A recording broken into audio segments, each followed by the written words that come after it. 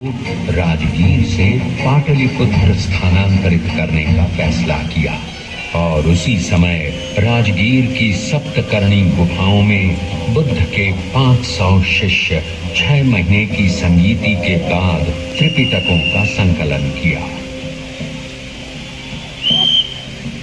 बिहार की कहानी को और आगे बढ़ाते हैं और ईसा पूर्व 3री सदी के पाटलिपुत्र में पहुंचते हैं। अरे ये क्या, यूनान का राजदूत मेगास्थनीस यहाँ प्रवासी जीवन बिता रहा है। गंगा तट का ये शहर करीब 9 मील लंबा है और 1.5 मील चौड़ा है, जो कि तत्कालीन रोम से कम 2 गुना बड़ा है। शहर चारों ओर लकड़ी की दीवारों से घिरा है। लगभग 570 बुर्ज हैं और आने जाने के लिए 64 दरवाजे बने हुए हैं। शहर के चारों ओर सुरक्षात्मक खाई है। लोगों की जो शान शौकत है वो संसार में कहीं भी नहीं है। शासन की बागडोर चक्रवर्ती राजा चंद्रगुप्त मौर्य के हाथ में है और उनका मार्गदर्शन कर रहे हैं राजनीति और अर्थशास्त्र के आचार्य महापंडित चाणक्य। सिकंदर के आक्रमण को न केवल रोक लिया गया है, बल्कि उसके सेनापति सेल्यूकस निकेटर को हराकर पुरु के हार का बदला भी ले लिया गया है।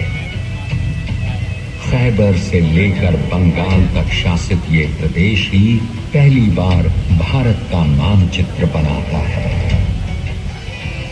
चलिए अब बात करते हैं उस शख्स की जो किसी को संत दिखाई देता है तो किसी को सम्राट, किसी को वो मनुष्यों को परखने वाला राजनीतिज्ञ तो किसी को वो ऐसा विजेता दिखाई देता है जिसने विजय के दुष्परिणामों को देखकर युद्ध को त्याग दिया हो। कलिंग युद्ध के बाद बुद्ध धर्म अपनाने वाला ये शख्स और कोई नहीं बल्कि चक्रवर्ती राजा अशोक थे। सोचिए वो भी क्या परिवर्तन हुआ होगा जब शासन का संचालन लिखित अभिलेखों पर शुरू हुआ होगा। जहां लोग दीवारों से साम्राज्य की सुरक्षा करते हैं, उसने अपने शासन का विस्तार 84,000 स्तूप बनाकर किया। सचमुच अद्भुत थी राजा अशोक की सोच और ये कोई आश्चर्य नहीं कि आजादी के बाद राष्ट्रीय ध्वज में अशोक के धर्म चक्र को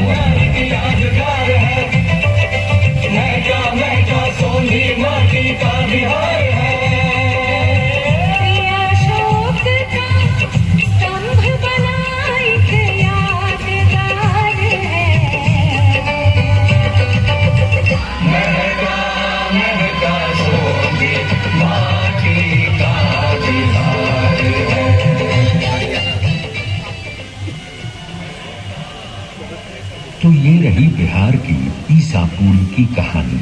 अब हम चलते हैं प्रथम शताब्दी के उस काल में जब वाल्मीकि रामायण का पुनर्गान और महाभारत का पुनर्पाठ हो रहा था।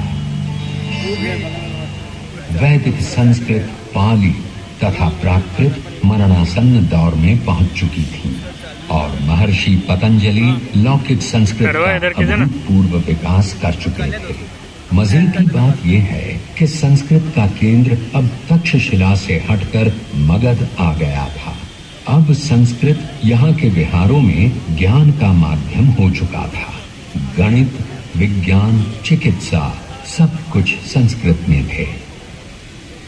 सिल्क मार्ग का विकास हो चुका था और एशिया के विभिन्न देशों से लोग यहाँ खिंचे चले आ रहे थे। 5वीं सदी में फाहियान मगध आते हैं और अपनी डायरी में लिखते हैं कि यहाँ के शहरों में खूब वैभव है। लोग दान दक्षिणा में आगे हैं। मृत्यु दंड प्रचलित नहीं है। बौद्ध और हिंदू धर्म एक साथ फल फूल रहे हैं। और अब बात करते हैं पाटलिपुत्र से 30 किलोमीटर की दूरी पर अवस्थित उस जगह की जिसे आज तरेगना कहते हैं। 5वीं सदी में खगोल एवं गणित के प्रकांड पंडित आर्यभट्ट तारों को गिन रहे हैं। सूर्य ग्रहण और चंद्र ग्रहण की गुत्थी सुलझा रहे हैं।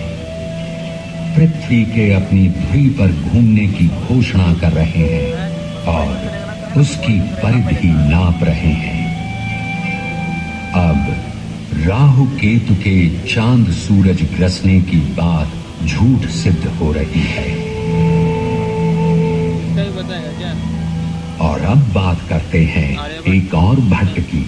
सोन नदी के तट पर बालुका राशि में खेलता बाण भट्ट संस्कृत साहित्य का महान नाटककार गद्यकार हर्षवर्धन के दरबार का मणिमाणिक बना हुआ है। अरे ये क्या, 7वीं सदी का दृश्य देखिए।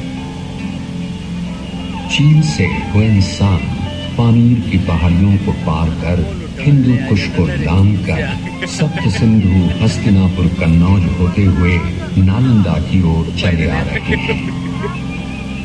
और जब वे नालंदा पहुंचते हैं तो द्वारपाल उनसे कुछ मुश्किल सवाल कर रहे हैं। 10 में से 2 या 3 को ही प्रवेश मिलता है।